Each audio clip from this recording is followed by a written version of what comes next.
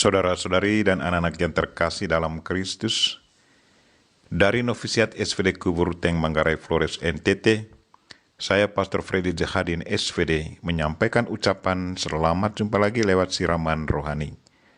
Hari ini Senin 15 Maret 2021, Injil hari ini diambil dari Yohanes, bab 4 ayat 43 sampai 54. Kita diingatkan supaya iman dan cinta kita harus kita hayati dan amalkan dalam hidup harian kita. Marilah kita berdoa memohon penerangan Roh Kudus. Dalam nama Bapa dan Putra dan Roh Kudus. Amin. Tuhan dan Allah kami, puji dan syukur kami haturkan kepadamu karena Engkau selalu mengadakan mujizat dalam hidup kami. Tetapi Tuhan, betapa sering mata iman kami tidak melihat keajaiban-Mu. Betapa sering mata iman kami tertutup karena keraguan kami. Kami mohon, kuatkanlah iman dan kasih kami kepadamu dan sesama. Dan doronglah kami untuk selalu mewujud nyatakannya dalam hidup harian kami. Tuhan, utuslah Roh Kudus-Mu, terangilah pikiran dan hati kami, agar sabda-Mu yang akan kami dengar dapat kami pahami dengan baik, dan isi pesan-Mu dapat kami hayati dan amalkan dalam hidup harian kami.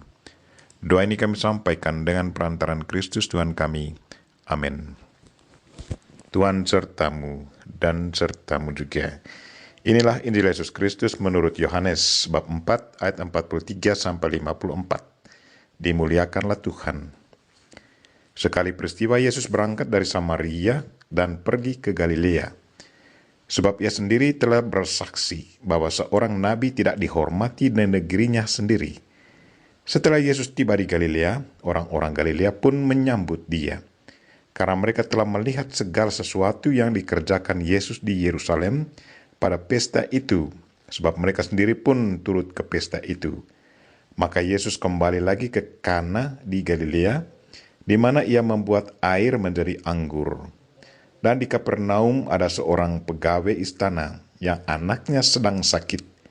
Ketika pegawai itu mendengar bahwa Yesus telah datang dari Yudea ke Galilea, pergilah ia kepadanya, lalu meminta supaya Yesus datang dan menyembuhkan anaknya, sebab anaknya itu hampir mati.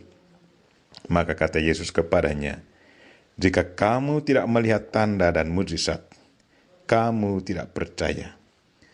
Pegawai istana itu berkata kepadanya, "Tuhan, datanglah sebelum anakku mati." Kata Yesus kepadanya, "Pergilah, anakmu hidup." Orang itu percaya akan perkataan yang dikatakan Yesus kepadanya lalu pergi. Ketika ia masih di tengah jalan, hamba-hambanya telah datang kepadanya dengan kabar bahwa anaknya hidup. Ia bertanya kepada mereka, "Pukul berapa anak itu mulai sembuh?" Jawab mereka, "Kemarin siang pukul 1 demamnya hilang." Maka teringatlah ayah itu bahwa pada saat itulah Yesus berkata kepadanya, "Anakmu hidup." Lalu ia pun percaya, ia dan seluruh keluarganya. Dan itulah tanda kedua yang dibuat Yesus ketika ia pulang dari Yudea ke Galilea. Demikianlah Injil Tuhan. Terpujilah Kristus. Saudara-saudari dan anak-anak yang terkasih dalam Kristus, tema renungan kita hari ini ialah iman dan cinta harus kita hayati dan amalkan dalam hidup harian kita. Apakah mujizat masih terjadi dalam hidup kita? Pernahkah Anda mengalami mujizat dalam hidup Anda? Sesungguhnya mujizat itu selalu terjadi dalam hidup kita setiap hari.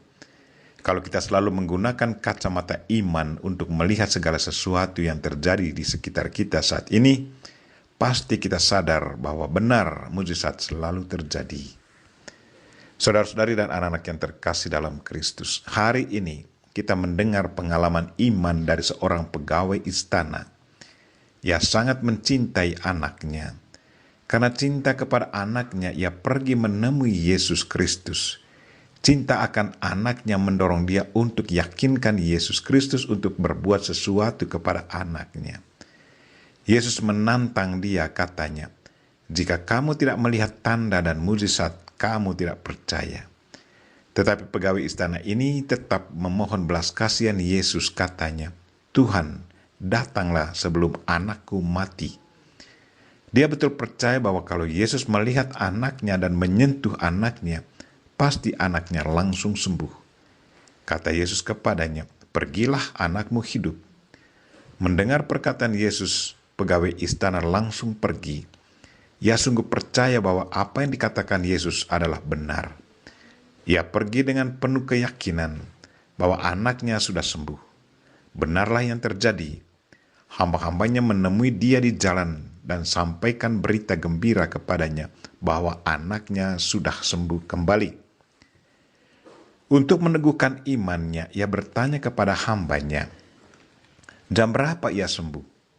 Jawab mereka, "Kemarin siang pukul 1 demamnya hilang." Maka teringatlah ia bahwa saat itulah Yesus berkata kepadanya, "Anakmu hidup." Sebagai tanggapan atas mujizat yang terjadi ke atas anaknya, pegawai istana dan semua anggota keluarganya menyerahkan diri kepada Kristus dan mengimani dia. Penyerahan diri dari seluruh anggota keluarga kepada Tuhan sesungguhnya itu juga merupakan mujizat Tuhan. Pengalaman penyembuhan yang dialami oleh anak yang sangat dicintai sudah menjadi inspirasi bagi keluarga besar untuk bergabung dalam barisan murid Kristus. Lewat anak yang disembuhkan Kristus, secara tidak langsung Tuhan sudah menggerakkan hati dan pikiran dari semua anggota keluarga untuk bergabung dalam tubuh Kristus yang kita sebut gereja. Kristus adalah kepala kita dan kita adalah anggota-anggotanya. Keterbukaan mata hati melihat apa yang selalu terjadi dalam hidup harian kita akan selalu menjadi inspirasi hidup kita bahwa Tuhan selalu bekerja dalam hidup harian kita. Tuhan tidak pernah tidur atau istirahat. Setiap saat Tuhan selalu bekerja. Setiap saat Tuhan selalu bersabda dan sabdanya selalu benar dan membuahkan hal-hal konkret. Tetapi kuncinya kembali kepada kita manusia. Apakah kita menanggapi apa yang sedang terjadi di sekitar kita dengan kacamata iman?